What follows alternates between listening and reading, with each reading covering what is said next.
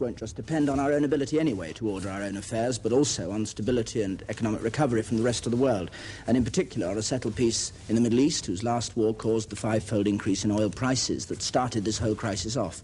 In recent weeks, there have been some hopeful signs from there. Here's Richard Kershaw. When the fighting stopped after the October War at the end of 1973, nothing was settled. Lines were drawn on the map for a temporary standoff and a ceasefire, but it had to be temporary.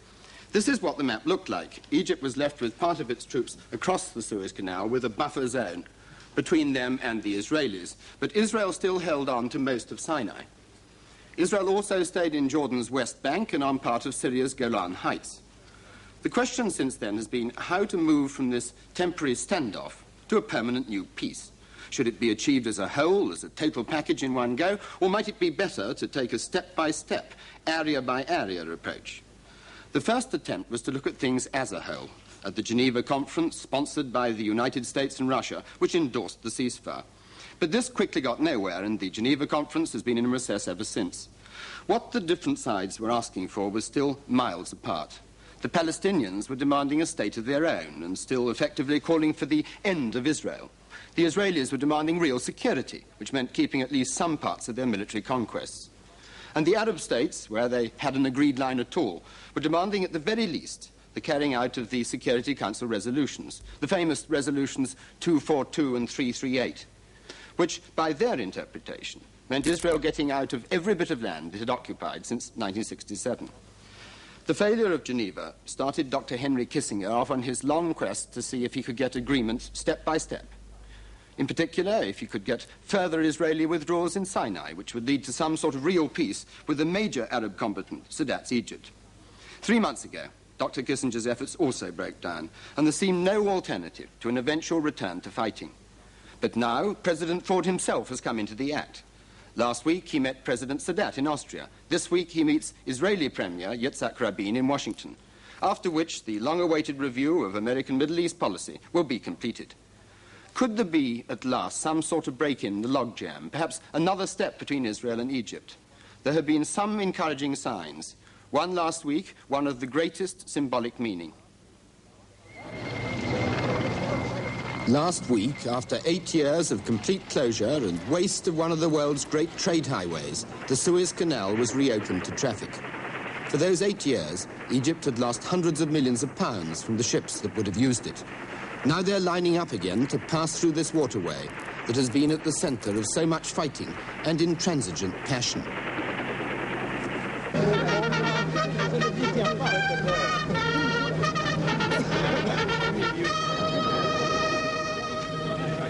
For President Sadat, resplendent in Admiral's uniform, the day was presented as a triumph. His soldiers had crossed the canal in battle. Now it had been cleared with British and other help. The consequences of war could start to disappear. As the first convoy started up the canal last Thursday, it was clear that this was more than an economic gain for Egypt. It was also a gesture which proclaimed that Egypt really wanted peace. And the Israelis responded in kind. The day before the opening, they started to pull back part of their forces in Sinai. But not only the canal is involved, the ruined cities on its banks are now to be reconstructed and will become tax-free zones for international industry. More than a hint, virtually a promise, Egypt won't go to war again across the canal. A few days ago, I visited President Sadat at his rest house on the Nile. There, in informal mood, he told me what he intended the reopening of Suez to mean. In reopening the canal, I wanted to send certain messages. The first message, I'm telling you that I don't fear peace, and I can work out peace. While Israel, during the mission of Dr. Kissinger, proved to fear peace, and even if it doesn't fear peace, it has been proved that it is not capable to work out peace. And we must work for peace, and it is a very hard work, a very hard job to work. And especially after the failure of the mission of Dr. Kissinger lately in last March. But still I'm optimistic because even if Dr. Kissinger's mission failed, is it the end of the world? No. There is an immediate question of relevance to Israel. When you open the canal, will you allow Israeli cargoes, I say cargoes, not ships, to go through the canal? As I said before, it will depend upon the conduct of Israel. But you did agree at the time of the ceasefire that Israeli cargoes should, if the ceasefire continued and stuck, that they should be able to send cargo through the canal. According to the conduct of Israel, yes. Any negotiations do involve making concessions, and you're negotiating now. What are you asking the Israelis to give up? The 338 resolution of the ceasefire after the October War says this. Says that the two superpowers guarantee the ceasefire, guarantee the immediate implementation of the resolution 242. All I am asking is the immediate implementation of resolution 242.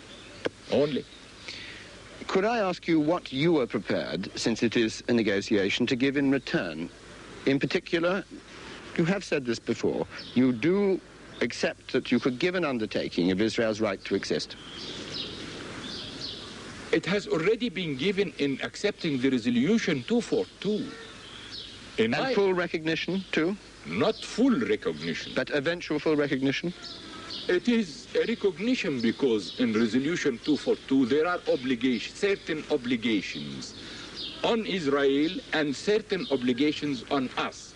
If everyone fulfills his obligation, we shall reach, I said, I'm ready for a peace agreement, officially, first.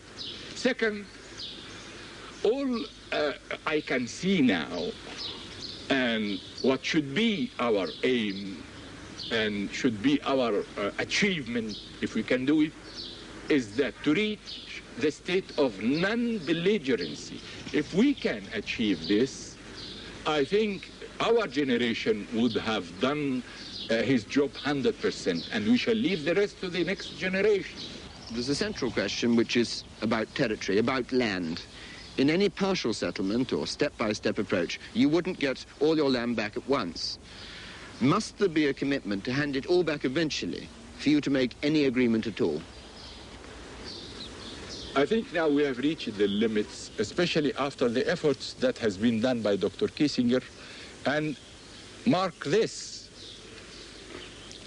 America provides Israel with food, butter, guns, aeroplanes, the deficit even in their budget, everything. And in spite of that, Israel defies America and undermines its policy step by step in the area. You still seem to be depending on the United States to break the logjam for you, and yet the United States is committed to Israel. What do you think of United States policy now? Well, it is time that the United States, as I told you, states its policy quite clear for a final solution. Why am I depending? I'm not depending on the United States. I am only being practical. All the cards in this game is in the hands of the United States. Because, as I told you, they provide Israel with everything. And they are the only who can exert pressure on Israel. Yet to some extent, it looks now as if America doesn't have a policy at all. They're doing their review, and it is fairly unclear what American policy is. This is a pity. And much more than this, there are two governments now in America, one in the White House and the other is on the Capitol Hill. But you don't expect the United States to abandon Israel? On the contrary, quote me, I am not asking America to abandon Israel. I'm not asking America to drop Israel. I'm not asking America to drop even the special relations with Israel. But I'm asking America, is America going to protect and defend Israel in its own borders or in its conquests also. There is one important change in the United States position. Vietnam has fallen. Don't you think, and wouldn't you feel if you were an Israeli, that they have reason to doubt U.S. guarantees after what happened in Vietnam? Then why shouldn't be U.S., Soviet, British, French, or the Security Council guarantee? Why shouldn't be like that? What role do you see for Britain and other European nations in this whole search for peace? To evade any polarization between the two superpowers in the Geneva Conference, I'm asking to add some big powers from Western Europe, and I quoted mainly Britain and France for this, maybe some other non-aligned countries also, to evade, the polarization between the two superpowers, so that we will not reach at any moment a state of stagnation in the Geneva Conference. Do you merely mean you'd like to see Britain and France and other countries at the conference, or would you like us to be involved in this actual negotiating search for peace now? Both, if possible. You have been, and in some ways are still, dependent almost totally on Russia for supplies of arms. And yet, shortly before the last Middle East war, you kicked out all the Russian advisors. Have you ever regretted doing that? Not at all. Not at all. Not at all. I don't regret it at all. And it has proved to be right. We have done our battle pure Egyptian plan, from planning up to fighting, everything. What is your relationship with Russia now? We are on friendly basis, but as it happens between friends, we have some points of difference, mainly. On the economic side, I'm asking for a grace period because of the tight economic position that I am in. That's on repaying the money for the arms? That's right. Second... Have they shown any sign of willingness to give you that? Not yet. Not yet. But we are having negotiations between us. The other point is on the military side, and I have asked for replacement for the arms I lost in 73 war. And I'm not asking it free. I'm asking to pay for it. But up to this moment, we didn't agree upon it. But they have started since last January to send me the rest of the contracts that has been due in 73 and 74. But since the October War, Russia has replaced some of your brother Arab nations' weapons with updated ones and given them more modern weapons than you've had. Isn't this a form of pressure on you, or at least discrimination in favor of, shall we say, Syria and perhaps Libya? Well, this is a very peculiar situation that they have put me in. They are not only the Russians, but the Americans also. Before the ceasefire, I mean before the 22nd of October, the ceasefire, Syria was replaced completely with every armament lost. Israel was replaced completely with every armament lost. This from the Soviet Union, the other from America. But doesn't this make it feel that there's some form of discrimination by Russia against you?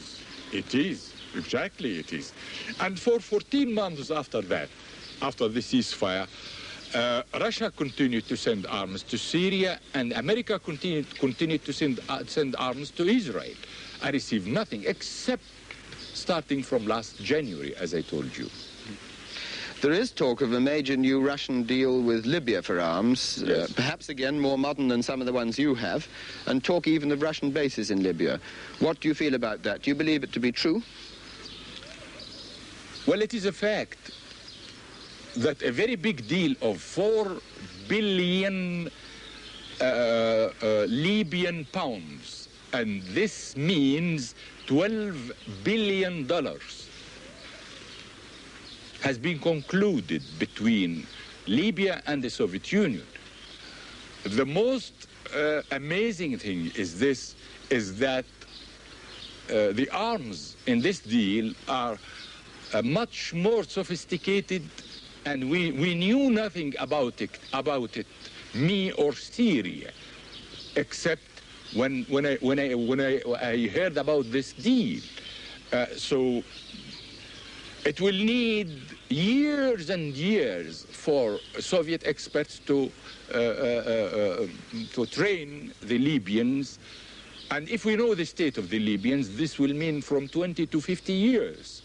Well, what do you see behind this deal? Do you see that Russia is trying to get a new base somewhere on the Mediterranean and the Middle East, you having sent the Russian advisors out of this country? You can draw your conclusions and don't make trouble for me with the Russians.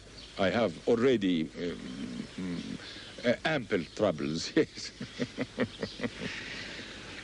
You have done, sir, a deal with France to buy Mirage jets, and now with Britain on helicopters, and there are thoughts of other things. Do you see the beginning of a major replacement of your sources of arms from Europe, from perhaps Britain and France? Difficult, no. No, the amount of arms, the amount of Russian arms that I have needs very long years to come. And I'm not aiming for this. I have already taken a decision in '74 when I found myself, as I told you, in that peculiar position. Israel is receiving replacement and Syria is receiving replacement. I'm receiving nothing. I took a decision to diversify the sources of arms and started applying it with France and Britain. Could I put it to you that the change over from one single source of arms to another is weakening, at least for a period, because you have to integrate your sources? I mean, in that sense, you could be weaker than you were. Not at all. Not at all. Not at all. This will be true if you are changing the whole system. But if you are adding, for instance, from Britain, I'm adding new technology to the arms that I have already. So, on the contrary, it is improving my force. There is the perennial problem in the Arab world of divisions of opinion between different states and with the Palestinians. Do you accept that these divisions are very deep? No, I don't accept it at all. In one family, there will be always divisions. If you do get a next step deal with Israel, do you believe you can get your brother Arab countries to accept it? We are agreed upon one strategy. This strategy has 2 points. The first point is not to surrender 1 inch of our land. The second is not to compromise upon the Palestinian rights. Well, in between the tactical movements, we differ in this, but we don't differ in the strategic. Who should represent the Palestinians at Geneva? The PLO. They would go as a delegation, or would they go as part of somebody else's delegation? Yes, we have agreed that they will go as a delegation, separate delegation, with the full identity also. But it is for them to decide after that if they want to join any other delegation. Do you accept, Mr. President, that the Palestinians are divided on their own view, and that at least part of the Palestinians would try and frustrate any agreement you or others might make? Sure, I quite agree. It's not the Palestinians only. There are others in the Arab world who are just like that, yes. Yes, sure. I quite agree to this. Do you fear they might be able to frustrate an agreement because the Palestinians are the heart of the problem? No, very well. I must tell you this. The majority of the Arab leaders, the Arab world now, especially after the 6th of October, we are agreed upon, as I told you, certain strategy, and even those moderate elements in the PLO. So I don't see any difficulty. If we are not going to surrender any inch of our land and shall not compromise on this Palestinian problem, I don't see any difficulty at all, whatever this power raises, in concluding peace. President Sadat, what is your vision for the future of Egypt, assuming that you do get a peace? The rebuilding. You can't imagine how the infrastructure of the country has been damaged in the last 10 years, not only the 7 years before the October War. It's rarely run down, is it? In the last 10 years. Horrible. really, I can't tell you. So the reconstruction and building the country on the new technology, and as I said before always, my main aim is a social insurance for every Egyptian. Can I put a final question to you? One of the dilemmas which Egypt has faced is what was called a no-war, no-peace situation. Quite right. It's a dilemma rather than a policy. Quite right. If there isn't a peace now, do you see another war as inevitable? Not at all. Not at all. On the contrary, I'm saying this. I'm saying that the main lesson that should be learned from the October War is that this Arab-Israeli conflict will never be solved by war or by power. It has been proved last October. So you are a man totally for peace? Quite right. President Sadat of Egypt on his hopes for peace in the Middle East. And with that interview, we end Panorama for tonight. Good night.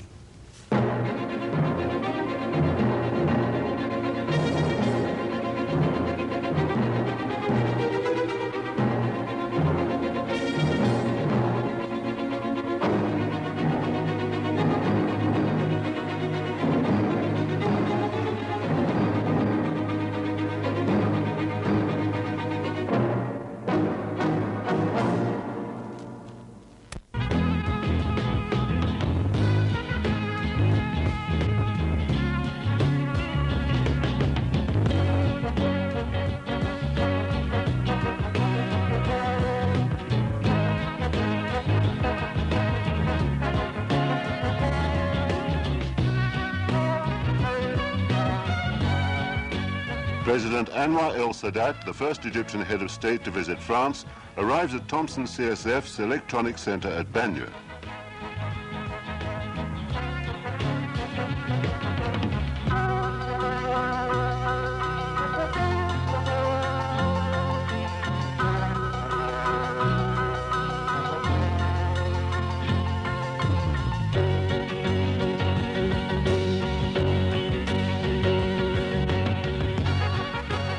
As he arrives at the entrance, the President is welcomed by Mr. Cauvin, Managing Director of Thomson CSF International, together with members of the French government and administrative services and representatives of the Thomson Group's general management.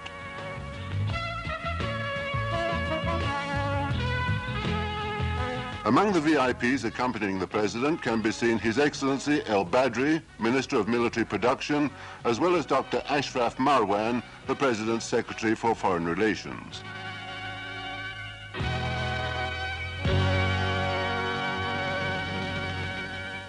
The visitors move on to the conference room where the formal speeches will be made by representatives of the Thomson Group.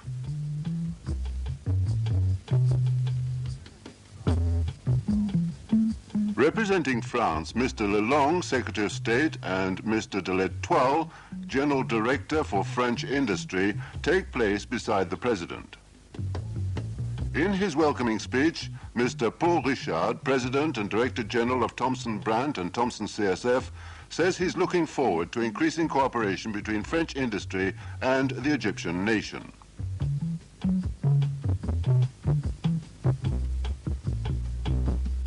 In a short introduction, Mr. Cauvin presents the different fields of activity of Thomson CSF, the leading French group of professional electronics companies and one of the most important manufacturers in the world.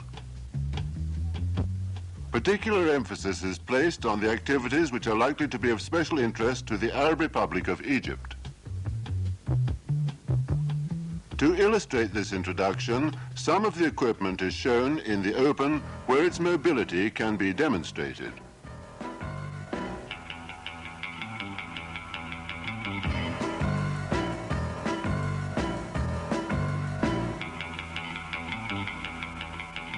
The presentation of a mobile outside broadcast unit with color TV put into operation specially for this visit gives a good idea of the different applications which are possible with this type of equipment.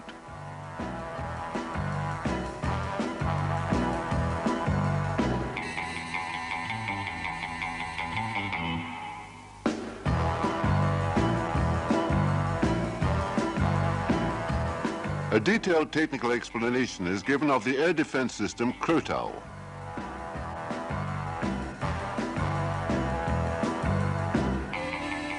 Mr. Covan takes his visitors to see Percival, a helicopter surveillance and landing control radar.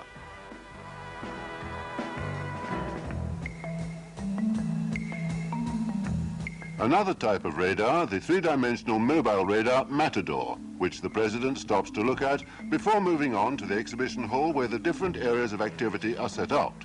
Electro-industry, engineering, medical activities, arms, components, TV, radio communications and radars.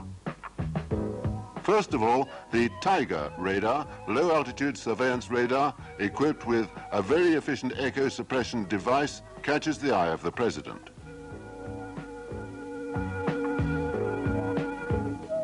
The air defense radar systems such as RS are also on show.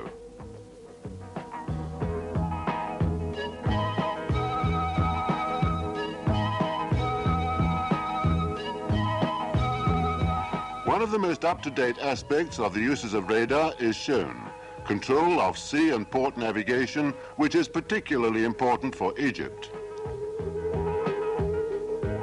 Among the equipment on show, there is a radio communications system which, with its transmitter and receiver, will enable the President to link up directly with Cairo on the spot.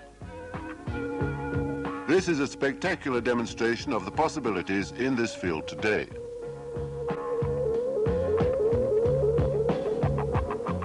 Telecommunications are of ever-growing importance for the developing countries. Together, the Arab nations have formed a project to set up a network of telecommunications by satellite, for which Thomson put forward some proposals in an international consortium. With the public correspondence system set out on this model, it is possible to call any subscriber on the world telephone circuit from a vehicle. A darkroom recreates the necessary conditions to demonstrate a television system for night filming when there is no source of light. Here, the closed-circuit TV section is presented by means of a mini-studio including black and white cameras and monitoring unit.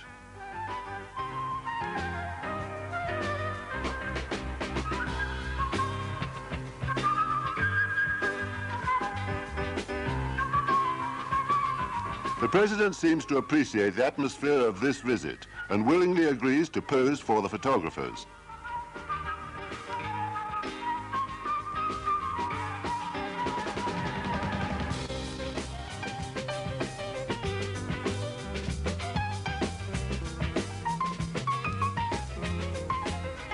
Radiology, surgical equipment, nuclear medicine are just some of Thomson's medical activities in which Egypt shows great interest.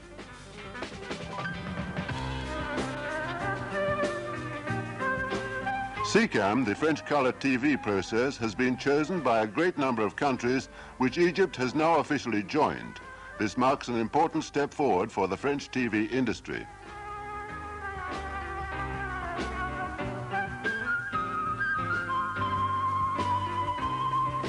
The visitors can appreciate the high quality of the pictures transmitted by SECAM thanks to the cameras filming at different points throughout the exhibition and connected to the mobile unit outside.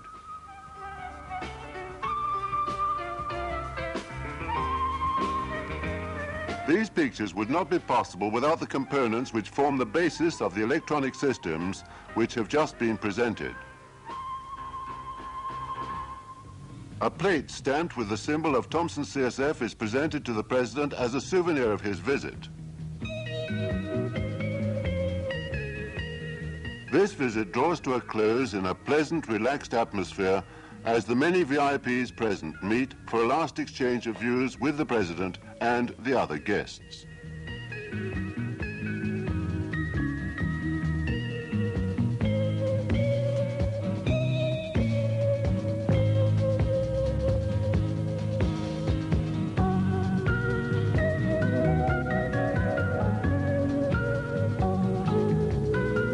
This visit, coming after many previous contacts between the Thomson Group and the Egyptian authorities, gives us On the very day that I left for Egypt, the first copy of your book came off the press, and I've been entrusted with the honor of delivering it to you personally, In Search of Identity. Thank you very much.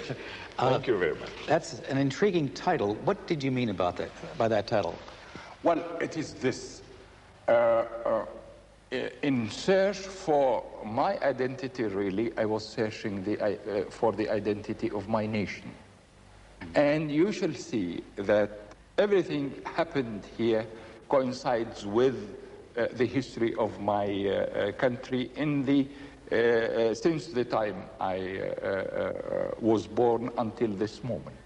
You know, Egypt has had some very great kings, but I don't know of any head of state of Egypt who has really laid down his life for his people as you have. I feel that it is a great responsibility and that God that has put me in this position. So I must fulfill my mission. And every human being has got a mission. The difference between the human being that lives even after his death and the other that ends by death, it is the mission.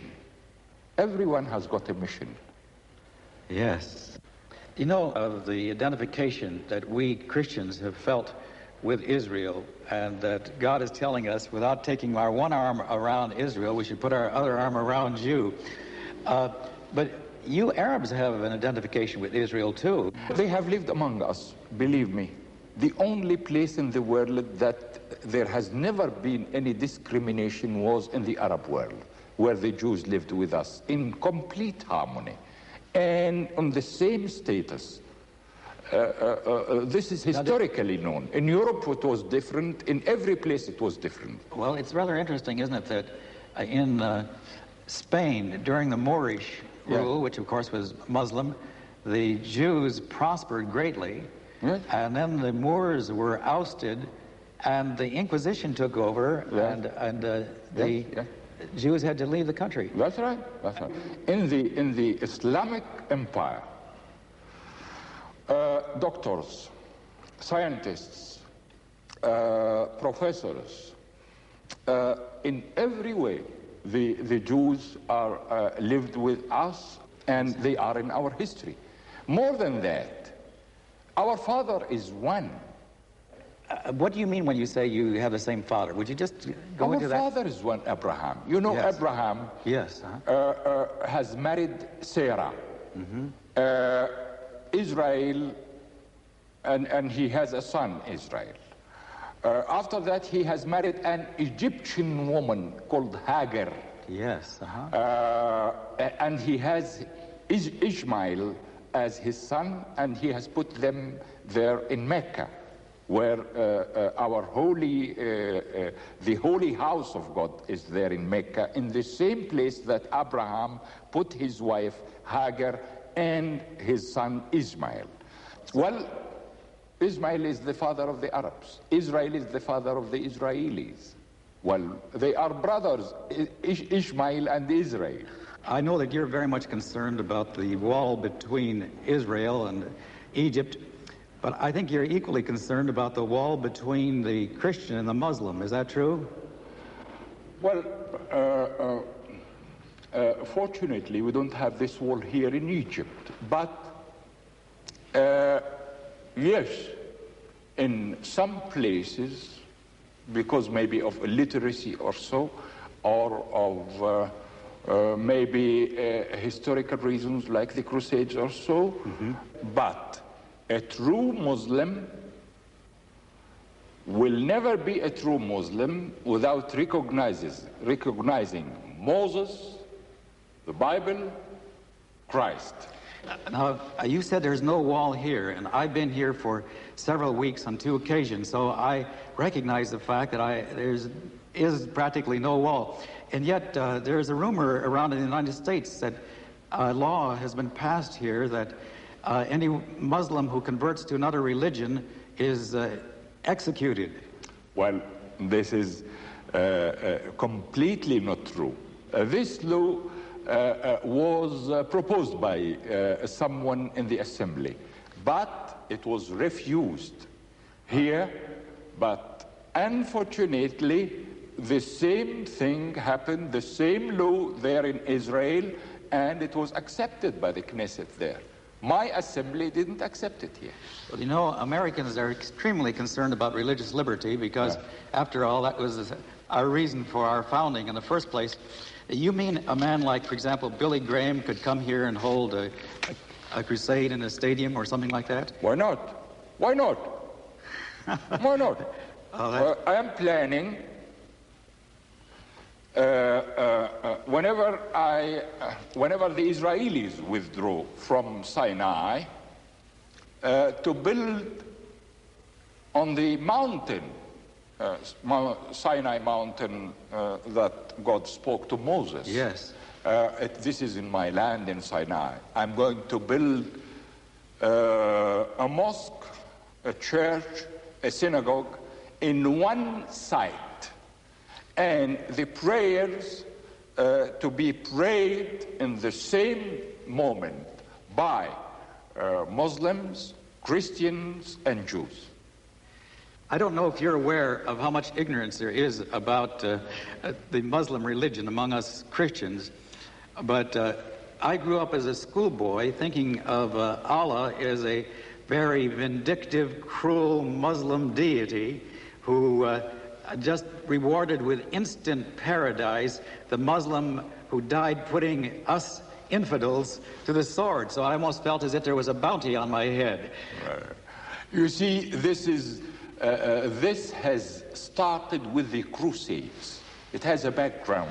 Oh, yes.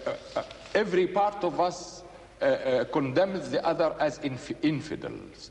The Christians accused the Muslims as infidels, and the Muslims accused the Christians as infidels. No. Quran is here. I had a very interesting discussion with Chancellor Schmidt, the Prime Minister of West Germany. He is a very cultured and learned man. Mm-hmm. And he also asked, and when I told him what is in Quran, really he was very astounded. The only difference between Christianity and Islam is this. In Quran we say this: God has taken Christ to heaven.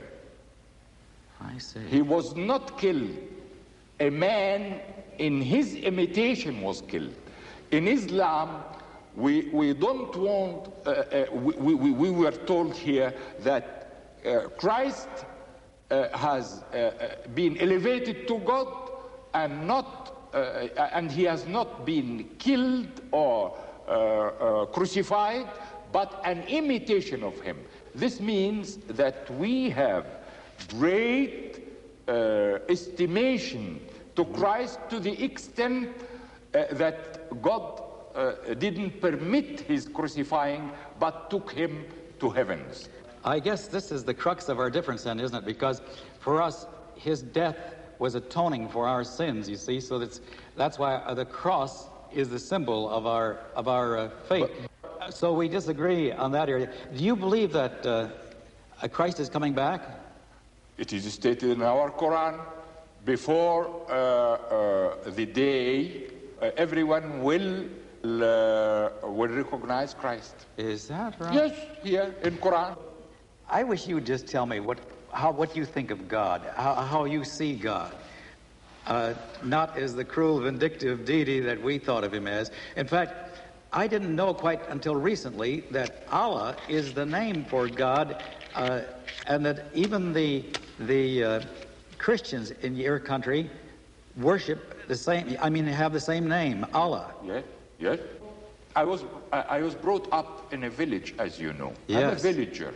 I learned Quran before I went to the school. You were asking how we envisage God. In spite of my knowing Quran and learning Quran, the man who have opened really the doors of faith for me in the cell 54 is an American author called Lloyd Douglas. Oh, yes. He's a Christian minister. Yes. Uh-huh. Yes. He started to learn medicine, and then after that he left, and he became a priest. And wrote the robe, too. The robe, but read magnificent obsession for him. Oh, yes. Anyone who doesn't have faith will have faith at all, at once. Right? And this man has taught me faith. Isn't that marvelous? Well, just tell us a little bit about your experience in Cell 54, would you? Well, it is a very hard experience because suddenly you found yourself between four walls, no book to read, no radio to hear the news, no newspaper to do, except just in a cell like this, and for 1 year and a half, before they permitted us to have newspapers and books. When we were permitted these books, fortunately, the first book I read was Magnificent Obsession of Lloyd Douglas. Oh, is that and then right? Continued after that in the same line. In the Cell 54, I found myself. I found myself, and I found that through love, I can do miracles. Through hatred, I am impotent. In fact, I think the expression you used was, my heart was taken over by the love of the Lord of the universe. Right. Right. And let me tell you this. The most happiest 6 months that I lived or ever to live were the last 6 months in the cell. Well, now, when you said your heart was taken over by the love of the Lord of the universe, was this something that just sort of oozed in on you, or did it happen in a particular time? No, it is part of my nature, but I couldn't recognize it before I was put in the cell. Let me tell you this. In two places you will find yourself, either in prison or in war. You will find your true self. I found my true self because out of prison, like any other one, and because of this civilization, material civilization, and the man's needs, and so one is always preoccupied. He didn't have the time to meditate or to live inside himself. In this cell, you are either you learn to live inside yourself, or you will become mad, because in four walls with nothing to do. True. So I found myself. You know, I had an experience of being overwhelmed by the love of God. In fact, I could define it almost in exactly your terms, of my heart was taken over by the love of the Lord of the universe. But when I tried to share it with people in my own rather formal church, they looked at me askance. And I was wondering, did you find people responsive that would to the experience you had, or did they think you were talking a foreign language? As I told you, when I had this discussion with Helmut Schmidt, the Chancellor of West Germany, and because of the new facts that I told him in Quran, he told me, why don't you write a book? I promised to write a book on this, on the three religions, and you will find that it is one religion according to Quran. I promised, and he asked me to write the foreword of this book. I gave him my word, and I shall be writing this book. Chancellor Helmut Schmidt of Germany will be writing the foreword of this book. Well, what happened as a result? You discovered there in the cell, I think you said that God wasn't just someone way up there, but he became your personal friend. That's right. And this was such a liberating experience. I think you said you were set free in that moment. Right. From fear of man. Right. And from hatred. Hatred, you can hate no and man. From the material needs. I see. So it really was a liberating experience in prison then, wasn't it? It is. And as I told you, in two places only you can find yourself, either in prison or in war. As you know, we evangelicals have been, you might say we've had our arm around Israel and our back towards the Arab world. We've been so completely identified with Israel, first of all, because all of our origins are there, our prophets and apostles and Jesus Christ, and the Bible is all of Jewish origin. Also, you know, we feel that in the prophecies, do you remember Moses stood towards the close of his career, first on the Mount of Blessing and then the Mount of Cursing? And remember, on the Mount of Blessing, he told the Israeli people what would happen if they followed God, and the Mount of Cursing, the curse that would befall them. And he said, if you don't are not faithful to God, God will scatter you to the ends of the earth. And then, but then he won't wash his hands of you. He'll bring you back to Israel.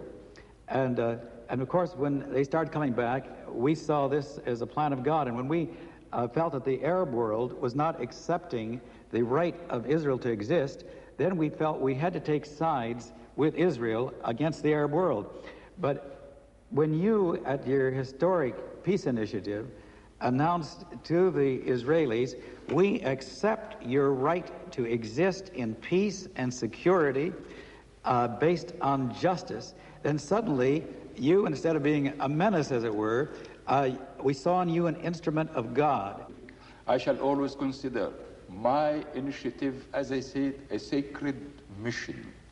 And I shall always be proud of it, and I shall always be proud that this is the most important action that I have done during the whole of my life. Be sure of this.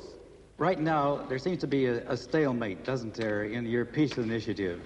As I have already stated before, unfortunately, really, we are having two languages. No one can understand the other. No. From our side, after my initiative to Jerusalem, we have no complexes at all, no bitterness, no hatred, and we have changed it completely by my initiative. I'd like to ask you some questions about your faith. You look forward to the ultimate triumph of good. Yes, and love. Yes, yes, and it has been proven through 59 years that I lived until this moment. At the end, the good triumphs. What makes you think this? In view of the fact of the history of endless warfare and conflict, what makes you think that good is going to triumph? Because I have seen it, as I told you, as an experience myself during my life. And through love, miracles can be achieved. My initiative itself to Israel, it is pure love instead of hatred, violence, bitterness, and so. But unfortunately, they didn't understand the spirit that is behind it. Until this moment, as I told you, they speak the same language they spoke before my initiative, while we have here changed 100%. We have a complete new language. Love, acceptance among us, good neighborhood, in all the sense of good neighborhood. Do you feel history is coming to a climax? Yes, yes, I'm sure of this. Now it is the turn towards the morale, honesty, instead of what the civilization has created among us, and the material needs that has really polluted all our conceptions and our relations among ourselves all over the world. I think it is on the peak now, and we